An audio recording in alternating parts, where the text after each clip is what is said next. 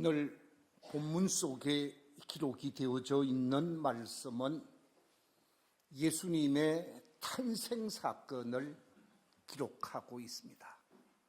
그런데 예수님의 탄생 사건은 쉽게 이루어진 것이 아니라는 것이지요. 오늘 본문 속에 보면 이 탄생 사건 속에서 요셉의 아주 중요한 역할이 있었습니다. 요셉의 성숙한 인격과 신앙이 빛나고 있다는 것입니다. 제가 그림을 하나 가지고 왔습니다. 한번 보십시오. 저 그림 속에는 아기의 탄생과 함께 엄마의 관심, 아빠의 넉넉한 사랑에 관심이 그대로 나타나고 있는 것을 우리가 확인할 수가 있습니다. 예수님의 탄생 사건은 그냥 이루어진 것이 아니라 아버지의 시고한 사랑이 품고 있음을 그림 속에도 나타나고 오늘 본문 속에도 나타나고 있습니다. 그래서 이 대림절을 보내면서 우리 그리스도인들이 대림절에 닮아야 할 사람이 어떤 사람일까? 말씀을 묵상하는 가운데 요셉 같은 인격, 요셉 같은 신앙인이 되어진다고 하면 가정이 행복할 것이고 교회가 평화로울 것이고 온 성도들이 행복 공동체로서 삶을 살 수가 있겠다라고 생각하면서 오늘 말씀의 제목을 대림절에 닮을 사람이라 하는 제목으로 말씀을 나누고자 합니다. 오늘 본문 속에 보면 마리아와 약혼을 하게 되어진 요셉은 자신의 약혼녀인 마리아의 임신 사실에 관해서 전혀 사전 정보가 없었던 것 같습니다. 마리아는 자신과 함께 100년 가약을 맺고 미래를 약속하게 된 여인이요, 함께 멋진 인생을 펼치고자 했던 여인이었습니다. 그런데 오늘 본문 속에 보면 마리아의 이상한 모습을 보게 되어집니다. 요셉이 보게 된 마리아의 이상한 모습이 무엇인가? 오늘 본문 18절 우리 같이 한번 읽어보겠습니다. 시작. 예수 그리스도의 나심은 이러하니라. 그의 어머니 마리아가 요셉과 약혼하고 동거하기 전에 성령으로 잉태된 것이 나타났더니. 여러분 한번 생각해 보십시오. 요셉이 마리아하고 결혼하기로 약속했습니다. 약혼을 했다라는 말이지요. 약혼을 했다고 해서 두 사람이 만나서 어떤 관계를 맺은 것이 전혀 없었습니다. 율법이 금하는 행동이었지요. 그런데 마리아의 변화된 모습이 나타나게 되어집니다. 이 마리아의 외형적인 모습이 점점 이상한 모습으로 나타나게 되어졌다는 말씀입니다. 아가씨의 모습이 아니었습니다. 아기를 가진 여인의 모습으로 변화되기 시작했다는 말씀입니다. 점점 배가 불러오고 점점 몸이 변화되어지는 모습을 나타냈습니다. 이 같은 모습은 분명히 문제가 있는 여인의 모습이었습니다.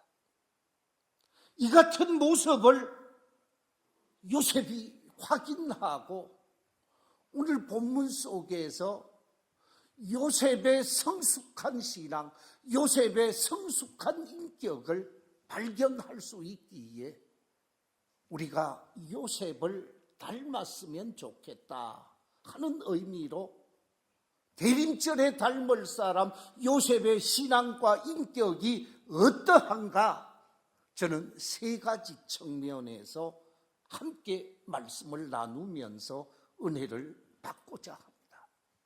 제일 첫 번째, 요셉의 인격과 신앙을 발견할 수가 있는데, 그것은 다름이 아니라 남의 허물을 보고 가볍게 드러내지 않는 사람임을 확인할 수가 있습니다. 오늘 본문 19절에 보면 자신의 약혼녀 마리아의 임신 사실을 알게 되어진 요셉이 어떻게 처신하고 있는가, 19절에 이렇게 기록하고 있습니다. 그의 남편 요셉은 의로운 사람이라 그를 뭐하지 아니하고 드러내지 아니하고 가만히 끊고자 했다. 여기서 드러내지 아니하고자 했다라고 했습니다. 만약에 드러내면 어떻게 됩니까? 드러내게 되면 마리아는 죽임을 당하게 되어집니다. 돌팔매질을 당해서 온 마을 사람들이 그녀를 죽이는 일에 동참할 수밖에 없습니다. 왜냐하면 법이 그렇기 때문이라는 거예요. 신명기 22장 20절 이하 21절 속에 보면 부정행위를 한 여인에 관해서 이렇게 기록하고 있습니다. 우리 함께 신명기 22장 20절 이하의 말씀을 같이 한번 읽어보겠습니다. 시작.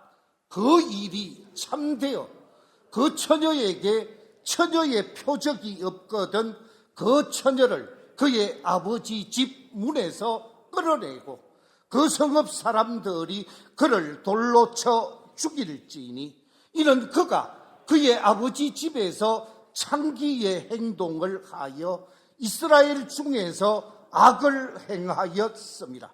너는 이와 같이 하여 너희 가운데서 악을 죄할지니라.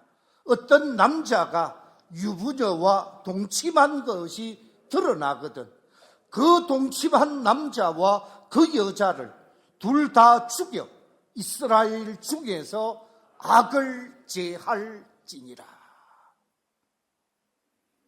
약혼한 처녀에게 처녀성이 없다라든지 결혼한 처녀와 결혼한 남자가 불륜을 행하였을 때 그것이 이스라엘 공동체에 큰 해악이 되기 때문에 돌로 쳐 죽이도록 하는 것이 모세의 율법이었습니다.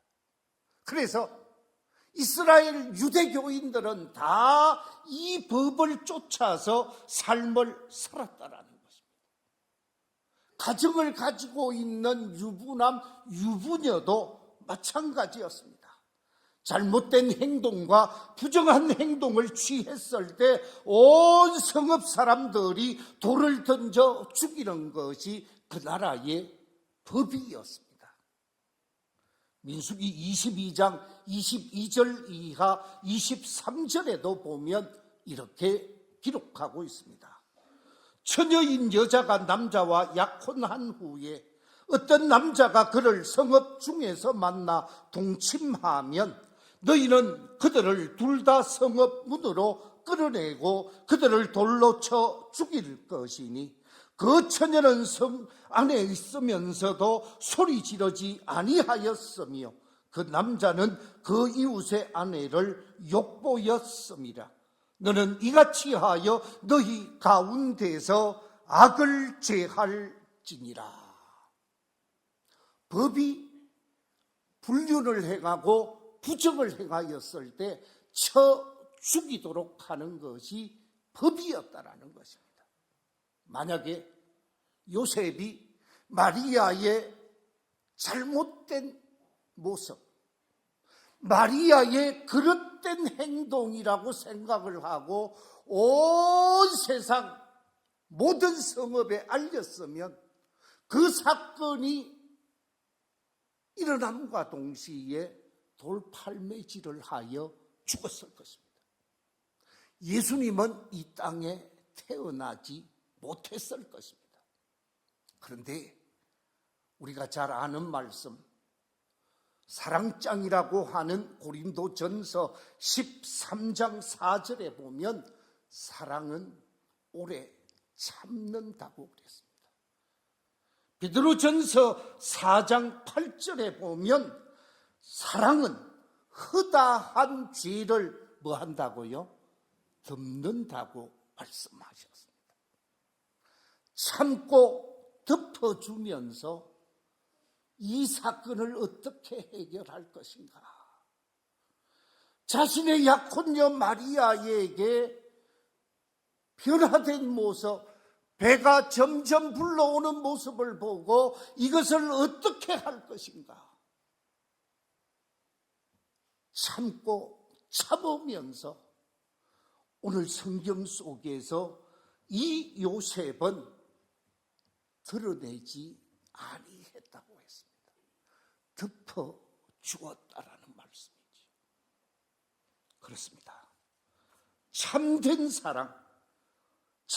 사랑은 드러내는 사랑, 까발리는 사랑, 문제를 문제로 만드는 사랑이 아니고 덮어주고 해결해 가는 사랑이 옳은 사랑일 것입니다. 제가 늘 입는 옷의 색깔은 금정 계통의 색깔이든지 곤색 계통의 옷을 입습니다. 저는 아주 화려하고 울긋불긋한 옷을 소화해낼 만한 모습이 아닌 것 같습니다. 그래서 늘 곤색 계열의 옷을 입게 되어지는데 이 옷에 단점이 있어요. 그게 뭐지요? 이물질이 묻으면 그대로 드러난다라는 거예요. 금정색이나 곤색 계열은 고양이 털만 하나 붙어도 금세 드러나 버려요. 실오라기 하나가 붙어 있어도 드러나는 모습을 보게 되어집니다. 제가 외출을 한다든지 또는 외출을 하고 집에 들어간다든지 하면 우리 집사람이 늘 이리 도르래 같은 걸로 묻어있는 실오라기나 이물질 떼는 것이 주 역할입니다. 오늘 아침에도 교회에 출근을 하는데 잠깐 기다리라는 거예요. 왜 기다리냐고 했더니 그 도르래 같은 걸로 가지고 와서 뭐 묻었다고 이렇게. 그리고 나서 나왔습니다. 자, 무슨 말이냐? 이 검정색 계열은 드러나게 되어 있어요. 그런데 흰색 계열, 재색 계열은 잘 안 드러나잖아요. 여러분, 우리의 성품이 새까만 색깔, 새까만 마음을 가지고 있으면서 까발리고 드러내고 나타내는 사람이 아니라 이래도 품어주고 저래도 덮어주고 이래도 감싸주고 저래도 감싸주는 참 사랑의 마음, 우리 주님께서 용서하되 70번씩 7번이라도 용서하라고 그랬는데 사랑은 덮어주는 거예요. 바로 요셉은 사랑하는 사람이었고 허물을 덮어주는 사람이었다라는 말씀입니다. 우리 모두에게 이런 인격, 이런 성품으로 아름다운 사랑을 펼쳐가는 복 있는 삶이 되시기를 주의 이름으로 축원합니다. 두 번째, 요셉의 인격과 성품은 어떤 부분인가? 오늘 본문이 우리에게 가르쳐주고 있는데, 그것은 다름이 아니라 주어진 현실 앞에서 깊이 생각하는 사람이었습니다. 함부로 행동하거나 함부로 말하는 사람이 아니라 생각이 있는 사람이라는 거예요. 우리 인생은 특히 믿음의 길을 걸어가고 있는 우리 성도들은 생각하는 사람이 되어야 합니다. 여러분, 생각하는 사람 하면 누구가 생각나지요? 로댕이 생각납니다. 로댕의 작품 생각하는 사람. 이 로댕의 작품 생각하는 조각품이 여러분 어디에 있는 줄 아세요? 어디에 있어요? 예? 지옥문 상단에 조각되어져 있어요. 네가 지옥으로 들어갈 것을 깊이 생각하라는 거예요. 지옥문 상단에 조각되어져 있는 이 로댕에 생각하는 사람처럼 지옥에 가지 아니하고 멸망당하지 하고 문제 있는 삶을 살지 않도록 늘 생각하며 삶을 살라는 것이지요. 여러분 한번 생각해 보십시오. 요셉이 마리아와 약혼을 했습니다. 약혼을 하면서 오매불망 기다리는 날짜가 뭘까요? 결혼 날짜만을 기다렸을 거예요.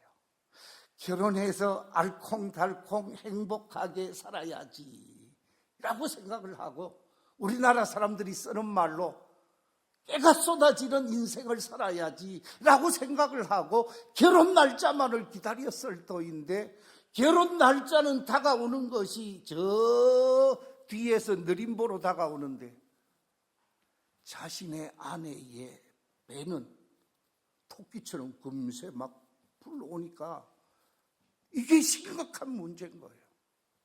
이때 다 드러내고 문제를 문제시 삼았으면 문제가 되어질 것인데 깊이 생각했다고 오늘 본문은 말하고 있습니다. 오늘 본문 한번 보십시오. 오늘 본문 20절에 이렇게 기록하고 있습니다. 20절에 이 일을 생각할 때에 이 일을 생각했다. 어떻게 처리할까? 어떻게 처리하는 것이 가장 지혜로운 결정일까? 이 일을 생각했습니다. 이 일을 생각했을 때 놀라운 사건이 일어나게 되어집니다. 이 일을 생각하고 있는데 주의 사자가 현몽하게 되어지는 놀라운 사건이 일어나게 되어졌는데, 주의 사자가 현몽하여 말씀하시는데 말씀이 이어지는 말씀 20절과 21절 말씀 우리 같이 한번 읽어보겠습니다. 시작. 다윗의 자손 요셉아, 네 아내 마리아 데려오기를 무서워하지 말라. 그에게 잉태된 자는 성령으로 된 것이라. 아들을 낳으리니 이름을 예수라 하라. 이는 그가 자기 백성을 그들의 죄에서 구원할 자이심이라. 생각하고 생각했다라고 말하고 있습니다. 그렇습니다. 우리는 생각하는 존재이지만 생각하지 않고 행동할 때가 많이 있습니다. 저는 이 설교를 준비하면서 한 사람이 생각났습니다. 그 사람이 누구냐? 공자의 제자 정자가 생각났습니다. 정자가 우리에게 남겨준 아주 유명한 문구가 하나 있지요. 일일삼성이라고 하는 말입니다. 이 일일삼성이라고 하는 말은 공자의 제자 정자가 한 말인데, 정자는 하루에 3번씩 자기 자신을 돌아보며 자기 자신을 살핀다라는 거예요. 이 정자는 무엇을 생각했는가? 무엇을 살폈는가? 하루에 3가지를 생각했는데, 첫째가 남을 돕는 데 정성을 다했는가? 타인을 돕고 타인과 관계 속에서 나는 얼마나 성실했는가, 정성을 다했는가 하는 문제를 첫 번째 살핀다고 그랬습니다. 두 번째 생각한 것은 친구들과 교제를 하면서 신의를 지켰는가, 교우 관계의 신의를 생각했다고 그랬습니다. 세 번째 생각한 것은 스승의 가르침을 나는 잘 실천했는가, 가르침에 대한 실천력을 늘 생각했다라는 것입니다. 하루에 이 3가지 일일을 삼성하면서 늘 자기를 돌아보고 자기를 관찰한 사람, 그 사람이 정자요. 이 정자가 맹자를 통해서 유교의 가르침을 이어가게 한 사람이었습니다. 우리는 무엇을 생각하며 사는지, 그리고 생각하되 어떻게 생각하며 삶을 살아가는지 우리 자신을 돌아보아야 할 것입니다. 생각하는 사람은 사고를 치지 않습니다. 생각하는 사람은 다른 사람을 이해하게 되어집니다. 생각하는 사람은 자신을 성찰하고 자신의 행동을 돌아보면서 다른 사람을 유익하게 하는 사람이 되어지죠. 바로 요셉은 생각하며 삶을 산 사람입니다. 자신을 생각하고 아내 될 사람을 생각하고 주변을 생각하고 하나님을 생각하면서 사명을 감당한 사람이 바로 요셉이었습니다. 이처럼 생각하면서 모든 사람을 복되게 할 수 있고 모든 사람을 유익하게 할 수 있는 아름다운 삶이 저와 여러분에게도 있어야 하는 줄로 믿습니다. 세 번째, 요셉의 신앙과 인격은 다름이 아니라 주어진 말씀에 온전히 순종하며 산 사람입니다. 생각하고 생각할 때 주의 사자가 현몽하여 말씀하셨습니다. 뭐라고 말씀하셨습니까? 네 아내 마리아를 데리고 오는 것 주저하지 말아라. 결혼하는 것 주저하지 말아라. 문제 삼지 말아라 라고 하는 말씀을 듣게 되어졌고, 네 아내가 잉태되어진 것은 사람과의 관계, 사람 속에서 일어난 사건이 아니라 하나님의 영이신 성령으로 되어진 것이라고 하면서 그 성령으로 되어진 예수님의 탄생 사건, 마리아의 잉태 사건에 관해서 말씀을 받게 되어지는데, 이 말씀을 듣고 요셉이 어떻게 행동했는가? 오늘 본문 24절 우리 같이 한번 읽어보겠습니다. 시작.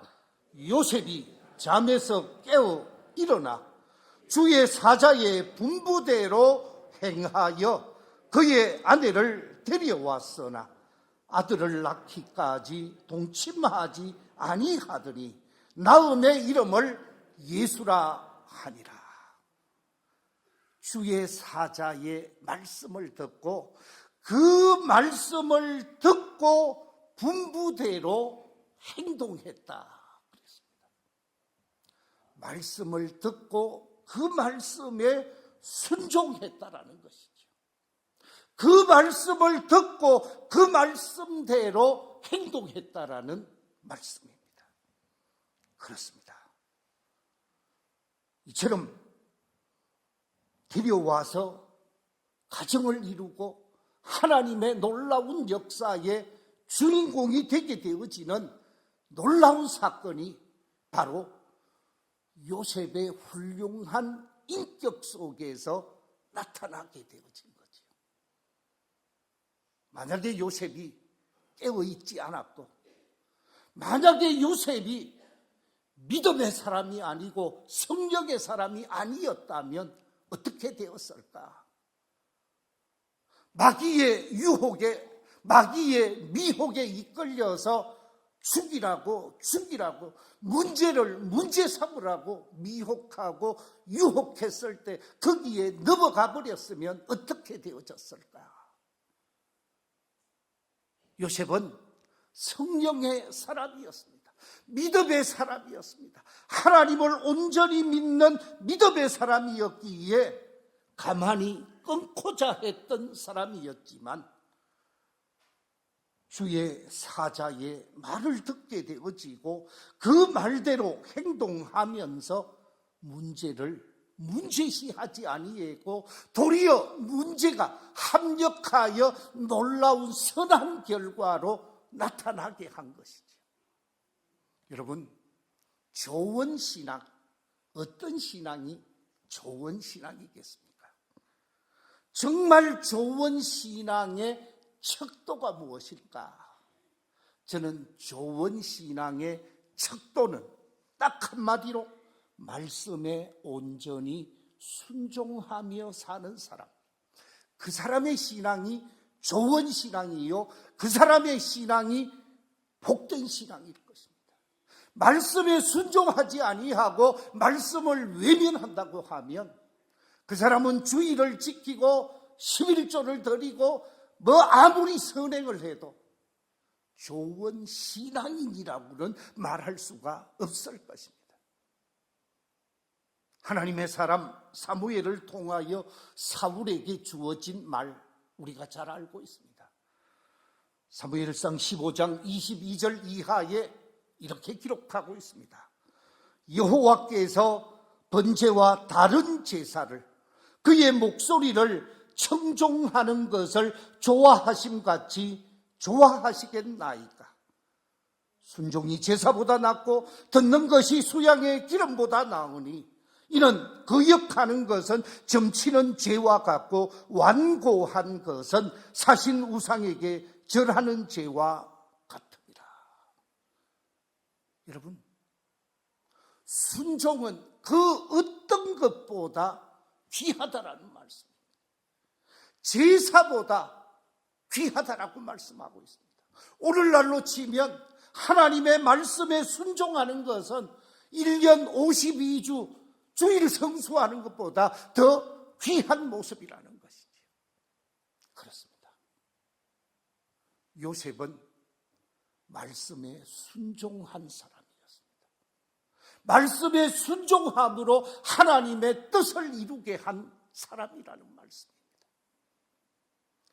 요셉의 인격 3가지를 살펴보았습니다. 그 첫 번째가 무엇입니까? 남의 허물을 가볍게 드러내지 않는 사람이었다 그랬습니다. 두 번째, 요셉의 인격은 주어진 현실 앞에서 깊이 생각하는 사람이었다 그랬습니다. 세 번째, 요셉의 신앙과 인격은 주어진 말씀에 온전히 순종하며 산 사람이라 그랬습니다. 이 요셉을 묵상하고 설교를 준비하는 가운데 제게 시가 하나 만들어지게 되었습니다. 오늘 시로 말씀의 결론을 맺겠습니다. 요셉을 묵상하면서 지은 시, 닮게 하소서. 닮게 하소서. 원앙되길 원했던 여인, 반달처럼 차오르는 그녀 앞에서 로댕의 고뇌를 가슴에 품은 요셉의 그 인품을 닮게 하소서. 그녀의 자태를 바라보며 믿을 수 없는 초월적 사건 앞에서 당신의 선한 뜻에 순응하는 요셉의 그 순종을 담게 하소서. 네온사인 향하여 다름질치는 예루살렘의 수많은 거인 속에서 난쟁이 되어 하늘 바라보는 요셉의 그 믿음을 담게 하소서. 괭과리 소리 하늘 찌르고 오색조를 닮은 바리새인 속에서 하얀 옷자락으로 감싸주는 요셉의 그 사랑을 담게 하소서. 먹구름 가득한 하늘 아래서 믿음의 사람 요셉의 저 성품을, 요셉의 믿음과 사랑을 온전히 담게 하소서. 기도하겠습니다.